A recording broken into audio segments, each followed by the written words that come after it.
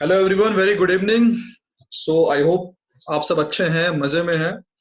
मैंने ये देखा है कि यूपीएससी सिविल सर्विसेज का जब से जो एग्जामिनेशन डेट डिफर हो गया है, तब से ये जो कोविड 19 है उसमें लोगों के बीच में, जो एस्पायरेंट्स उनके बीच में काफी कंफ्यूजन है, काफी ज्यादा र्यूमर्स है, काफी पैनिक जैसी सिचुएशन है। तो ये जो वीडियो है, इस वीडियो में मैं आपको ये जो कोविड 19 में कई सारे लोगों के मन में सवाल उठ रहे हैं, प्रीलिम्स कब होगा, मेंस कब होगा, फिर स्ट्रेटेजी क्या होनी चाहिए, या फिर करंट अफेयर्स अभी हम कौन से महीने का पढ़ें, इन सबको लेकर के ये मेरा वीडियो लेक्चर है। So be with me for the next few minutes. So हम स्टार्ट कर रहे हैं इस लेक्चर को। सबसे पहला जो लोगों के मन में ये सवाल हो रखा है कि यूपीएससी का नया डेट जो है प्रीलिम्स का, वो क्या होगा। पहले तो हमारा प्रीलिम्स जो 31 मई को होना था, लेकिन अभी जो नोटिफिकेशन आया है यूपीएससी की तरफ से 4 मई को, उसने सिर्फ ये कहा है कि जो 31 मई को प्रीलिम्स होने वाले थे उनको डिफर कर दिया गया है। और जो नए डेट्स आएंगे, उन डेट्स में जो भी नए डेट्स आएंगे, तो स्टूडेंट्स को कम से कम 30 दिन का टाइम दिया जाएगा प्रीलिम्स के डेट से पहले। यूपीएससी ने भी सिर्फ और सिर्फ इतना ही बताया है, इसके अलावा यूपीएससी ने कुछ नहीं बताया है, कोई ग्रीन सिग्नल नहीं दिए। लेकिन लोगों के बीच में रूमर्स है, जब भी ऐसा कुछ कंफ्यूजन होता है यूपीएससी में, तो मैंने देखा कई सारे लोग ऐसा बोलना चालू कर देते हैं, मेरे मामा यूपीएससी में, तो मेरे चाचा यूपीएससी में है, तो मेरे दोस्त ने ऐसा बोला है। आप इन अफवाहों पर ध्यान ना दें। यूपीएससी प्रीलिम्स का डेट कब होगा, ये हम कॉमन सेंस और रैशनलिटी को यूज करके हम अंदाजा लगा सकते हैं। देखते हैं हम पहले कि प्रीवियस ईयर्स के जो प्रीलिम्स है वो कब हुआ करते थे। तो हम 2013 से स्टार्ट करते हैं। 13 में जो प्रीलिम्स है वो 26 मई को हुआ था। उसके बाद 13 में से क्या चीज हुई, 2013 में यूपीएससी ने अपना सिलेबस जो है पूरा चेंज कर दिया। तो आप अभी देखते हैं नया पैटर्न, जिसमें कि ऑप्शनल की जगह एक ऑप्शनल है, जीएस के नए नए पेपर्स इंट्रोड्यूस किए गए। तो ये बेसिकली 2013 में इंट्रोड्यूस हुआ था। 13 से पहले यूपीएससी जो है हमेशा अपने पेपर जो है मई में, जून में, अप्रैल में, जून में पेपर्स लिया करता था। लेकिन 13 के बाद हुआ, 13 में खास बात क्या हुई, 13 में चूंकि नया सिलेबस इंट्रोड्यूस किया गया, तो 2013 में जो मेंस है वो दिसंबर में चला गया। चूंकि मेंस जैसे दिसंबर में गया, पूरा साइकिल शिफ्ट हो गया, और उसके बाद यूपीएससी ने अगस्त में पेपर लेना चालू किया। 2014 में आप देखिए अगस्त, 2015 अगस्त, 2016 अगस्त, देन 17 में वापस यूपीएससी अपने पुराने वाले स्टाइल में आ गई धीरे धीरे। पहले जून 18 किया, फिर जून 3 किया, फिर जून 2 किया, और 2020 में 31 में होना था। लेकिन वापस से जो है ये कोविड 19 आ गया। सवाल है कि प्रीलिम्स कब होगा।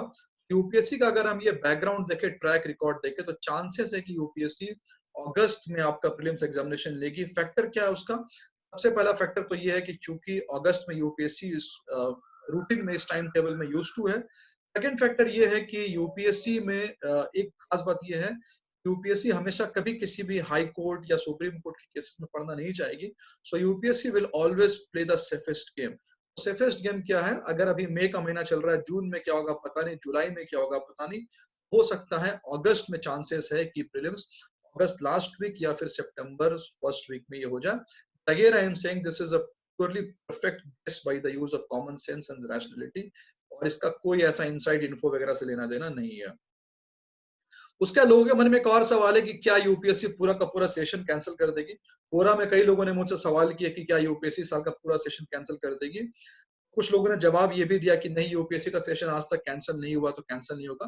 तो ये बात सच है कि यूपीएससी, अनलाइक अगर आप स्टेट पीसीएस का एग्जांपल देखें, आप एसएससी का एग्जांपल देखें, बैंकिंग का देखें, वहां पर एग्जाम कैंसिल होना बहुत हैबिचुअल चीज है। बट यूपीएससी में ऐसा कभी नहीं हुआ है कि पूरे के पूरे सेशन को वाइप आउट कर दिया जाए। एटलीस्ट रिसेंट मेमोरी में तो मेरे ऐसा कभी नहीं हुआ है। बहुत पहले कभी हुआ होगा तो होगा, दैट आई डोंट नो।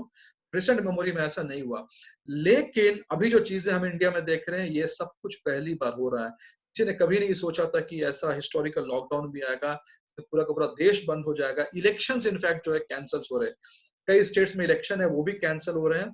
आपने देखा होगा कि महाराष्ट्र में उद्धव ठाकरे का जो इलेक्शन था एमएलसी का, उस पर भी सवालिया निशान लगाया जा रहा था।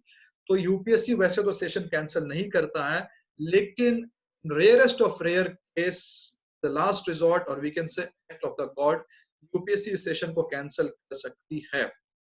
लेकिन अगेन ये रेयरेस्ट ऑफ रेयर केस में होगा। और ऐसा क्यों मैं कह रहा हूं कैंसिल कर सकती है, क्योंकि यूपीएससी के पैटर्न को समझना है तो सेंट्रल सर्विसेज के और पैटर्न को आप समझ सकते हैं।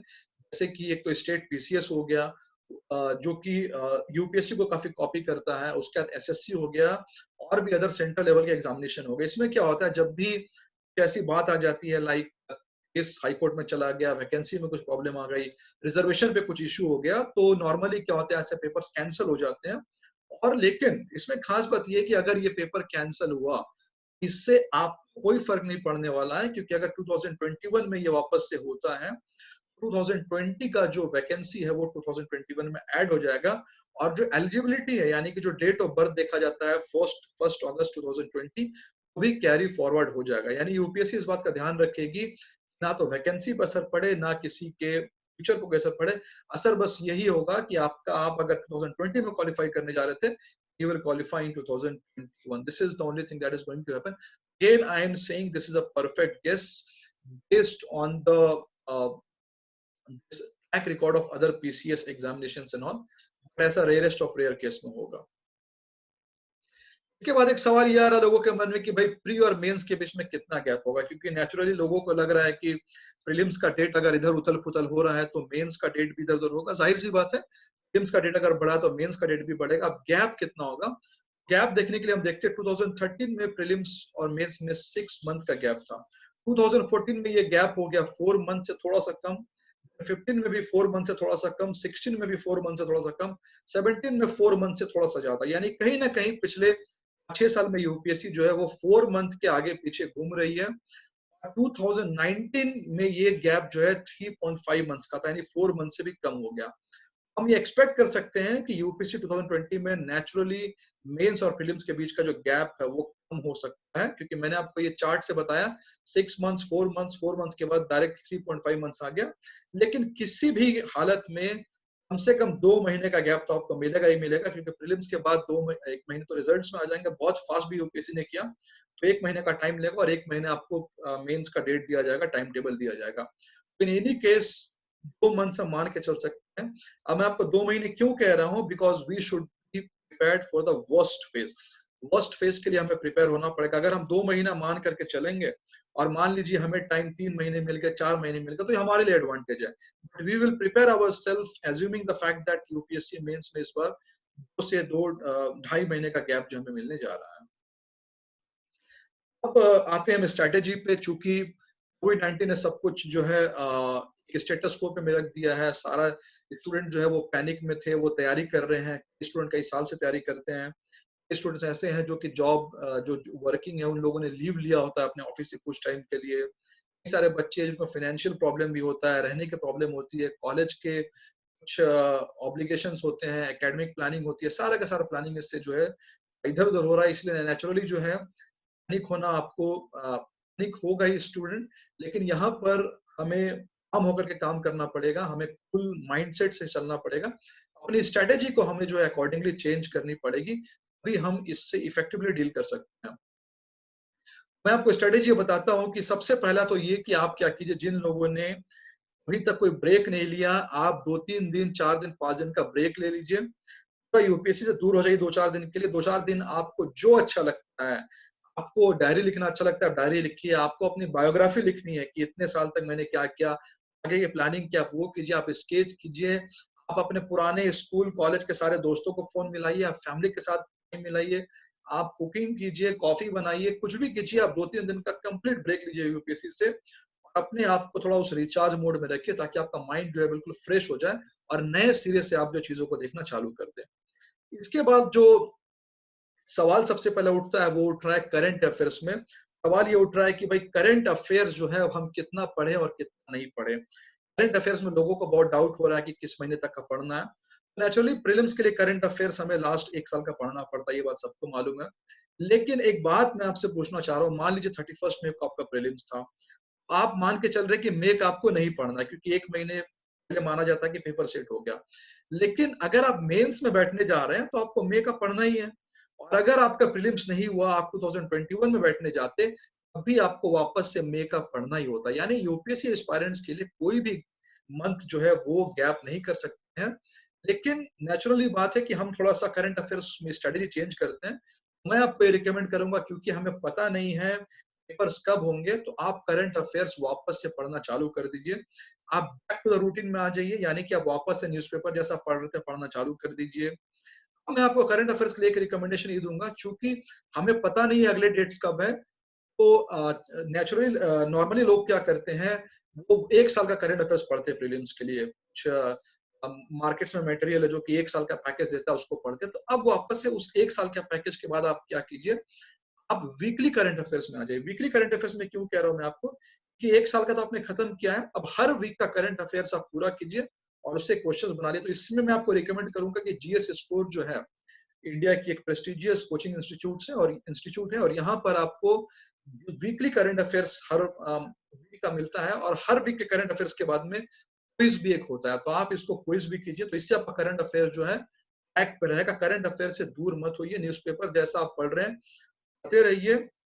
जब यूपीएससी का नया डेट निकलेगा तो क्या कीजिए, न्यूज़पेपर को फिर बस एक जो झलक देखना जो कहते हैं वो आप स्टार्ट कर दीजिए। उसके बाद ये तो बात हो गई करंट अफेयर्स की। अब हर कोई, आप में से कोई भी जो मुझे सुन रहा है एक्स वाई जेड, आपको अभी ये करना है कि आपको ये पता करना है अपने डिस्क्रिप्शन और जो आपका कंसियंस है उसको यूज करके कि आपका जो स्टेज ऑफ प्रिपरेशन है वो एग्जैक्टली कहाँ पर है। और ये बहुत इंपॉर्टेंट है अपने आप को देखना कि आपका स्टेज ऑफ प्रिपरेशन एग्जैक्टली कहाँ पर है। क्योंकि अगर आप ओवर कॉन्फिडेंट हो गए, आपको लगता है कि नहीं मेरा तो प्रीलिम्स हो ही जाएगा क्योंकि मैंने पिछले 2 बार प्रीलिम्स क्वालिफाई किया है, तो भी ये डेंजरस है। अगर आप अंडर कॉन्फिडेंस में है कि नहीं मेरी कुछ तैयारी नहीं हुई है, मेरा तो ये बचा है वो बचा है, वो भी डेंजरस है। तो थोड़ा आराम से बैठिए और आप अपने प्रिपरेशन जो आपने किया हुआ है उसको थोड़ा सा रिवाइज कीजिए और एक रीजनेबल कंक्लूजन पे पहुंचिए कि आपका स्टेज ऑफ प्रिपरेशन एग्जैक्टली कहाँ पर है। अब 2 तरह के लोग हो सकते हैं, एक आदमी होगा जो कहेगा मेरा प्रीलिम्स का स्टेज पूरा हो चुका है, एक आदमी कहेगा नहीं मेरा प्रीलिम्स में कुछ कुछ बचा। आप कैसे पता करेंगे कि आप में आपकी तैयारी अधूरी है?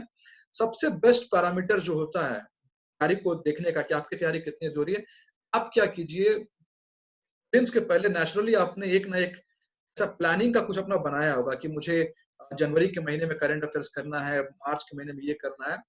आपने पूरा प्लानिंग तैयार किया होगा और उस प्लानिंग में आप सब कुछ डालते हैं क्योंकि आपको पता नहीं होता है कि आपकी प्लानिंग अधूरी रह जाएगी बाद में। आप उस प्लानिंग को उठाइए और उस प्लानिंग में से जो भी आपका बच गया है उसको आप अभी करना स्टार्ट कर दीजिए। जो बच गया है उसमें आपको ये भी देखना है कि that should be important from the examination point of view.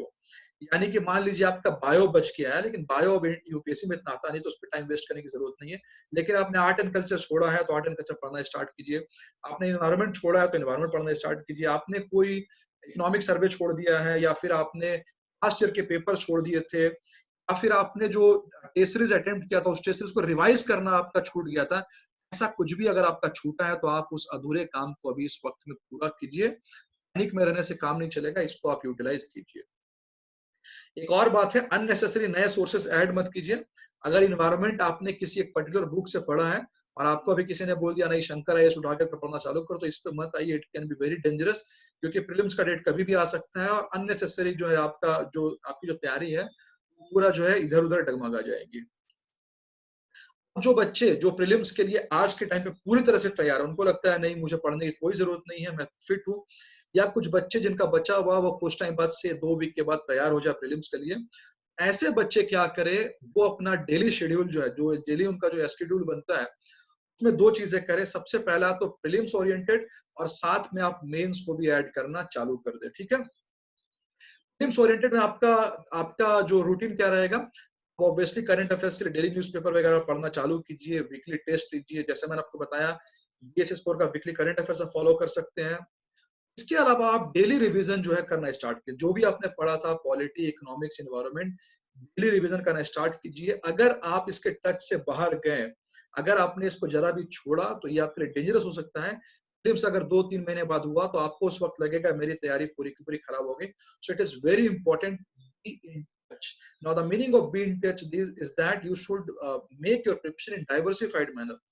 आप हर रोज डिफरेंट डिफरेंट सब्जेक्ट पढ़िए, आज पॉलिटी पढ़िए, कल इन्वायरमेंट पढ़िए, करंट अफेयर्स पढ़िए। ऐसा इसलिए रिवाइज कीजिए ताकि आप प्रीलिम्स से ओवरऑल टच में आप रहें, आउट ऑफ द टच आप नहीं हो जाए। अब मैंने आपको कहा कि मेंस आपको ऐड कर लेना है, तो प्रीलिम्स और मेंस का रेशियो जो है आपका 50-50 रहेगा। आपको मैं फिर से रिपीट कर रहा हूँ, ये मैंने उनके लिए बताया है जिन लोगों का प्रीलिम्स पूरा हो चुका है, वही मेंस को ऐड करें। जिन लोगों का प्रीलिम्स पूरा नहीं हुआ, you should not touch the mains, stick to your prelims syllabus. मैंने मेंस करने को क्यों कहा आपको अभी प्रीलिम्स के टाइम पे? मेंस मैंने आपको इसलिए करने को कहा क्योंकि सबसे पहली बात है कि मैंने आपको कहा मेंस का गैप रिड्यूस हो सकता है प्रीलिम्स क्वालिफाई करे और आपके पास वक्त ना रहे मेंस के लिए तैयारी करने का, और अल्टीमेटली आपको क्वालिफाई जो है मेंस करवाएगा। So be prepared for the worst.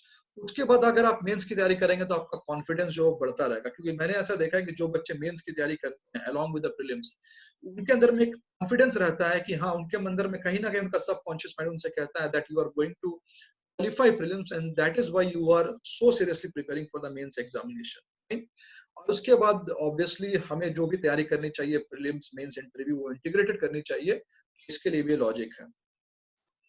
सवाल उठता है कि मेंस की तैयारी में हम करें क्या, क्योंकि प्रीलिम्स सर पर है, मेंस में हम छुए क्या? मेंस की तैयारी करने का मतलब क्या होता है?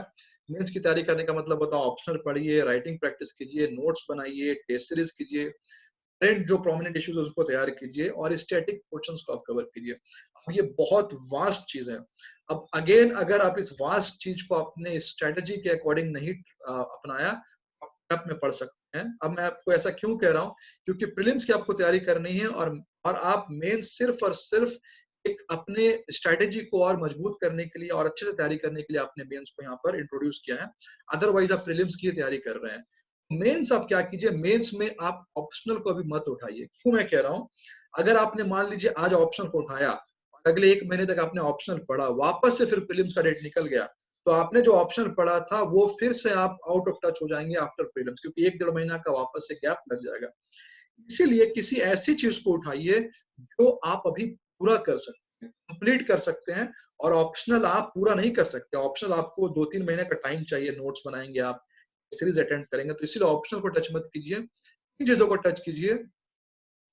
ऐसे पोर्शन जो कि एक्सक्लूसिव मेंस में, यानी जो प्रीलिम्स में नहीं, लाइक वर्ल्ड हिस्ट्री जो है that is a part of exclusive mains. Then we have society, internal security, disaster management, post independence history, industries and their factors, comparison of Indian constitution, agriculture, internal security, ethics. इनमें से आप कोई भी एक topic उठाइए और उसको पहले फिनिश कीजिए, दूसरा टॉपिक बनाइए।